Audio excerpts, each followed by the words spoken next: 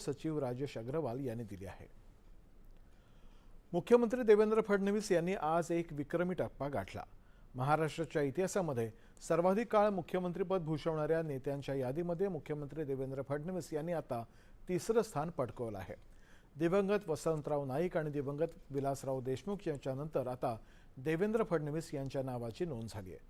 मुख्यमंत्री फडणवीस यांनी ज्येष्ठ नेते शरद पवार यांना मागे टाकले। फडणवीस यांनी मुख्यमंत्रीपदाचे 2430 दिवस पूर्ण केले आहेत, तर पवारांचा कार्यकाळ 2421 दिवसांचा होता।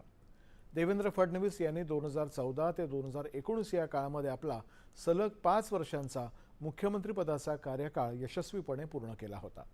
महाराष्ट्राच्या इतिहासामध्ये वसंतराव नाईक यांच्यानंतर सलग 5 वर्षे मुख्यमंत्री राहणारे ते दुसरेच नेते ठरले होते।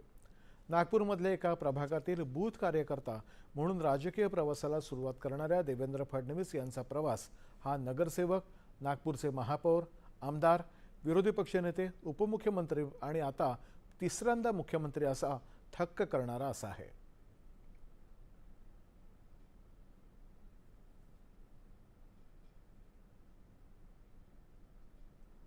सततच्या